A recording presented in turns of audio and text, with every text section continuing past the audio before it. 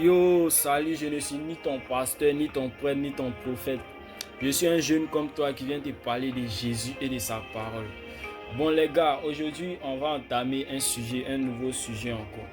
Vous savez, en tant qu'amis, en tant que quand on a notre groupe d'amis, on est ensemble, on fait des trucs ensemble. Souvent il y a des disputes qui viennent entre nous. On essaie de passer à autre chose. On essaie de tourner la page. Vous voyez un peu de quoi il parle. Il y a des disputes, on ne veut pas que ça va au-delà même de ce qu'on aurait pu imaginer. Donc on essaie de camoufler, laisser passer et puis passer à autre chose. Mais vous savez, au-devant de tout ça, là, il y a des gens, parmi notre groupe d'amis, il y a des gens qui veulent toujours faire revivre le sujet. Il y a des gens qui veulent toujours faire renaître le sujet.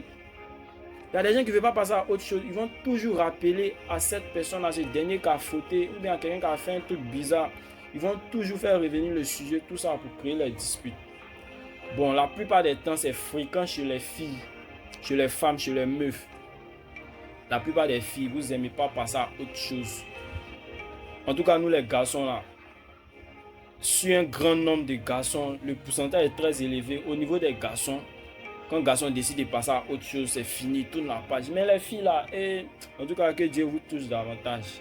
Ces histoires de bérets, les petits moments, faire revenir, faire revivre les anciens sujets, les anciens bérets. Non, il n'y a rien dedans. On va partager un passage tout de suite. De la Bible. Et moi, je fais mes trucs selon la Bible. Moi, je vis selon ce que Dieu dit. La Bible dit quoi? Dieu dit quoi? Voilà, restez avec moi. Je vais déposer mon stylo et puis je vais prendre ma Bible. On va partager ce passage ensemble. Il s'agit de Proverbes chapitre 17 verset 9. Proverbes chapitre 17 verset 9. Bon, je prends ma Bible. Restez avec moi. Bon, Proverbes chapitre 17 verset 9 vient résumer tout ce que je viens de dire. Voilà, on lit ensemble. Proverbes chapitre 17 verset 9.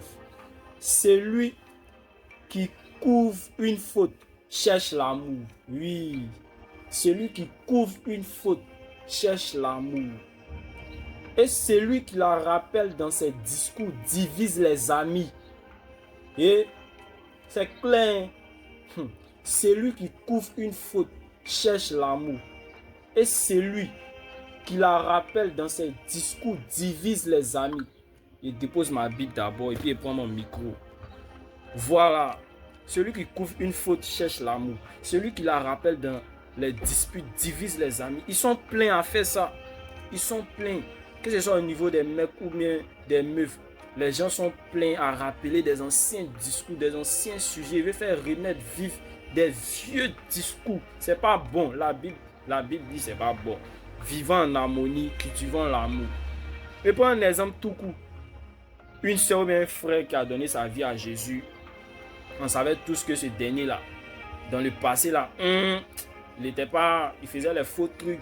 Voilà, tout le monde en droit de ça, tout le monde est au courant de ça. Mais il a donné sa vie à Jésus.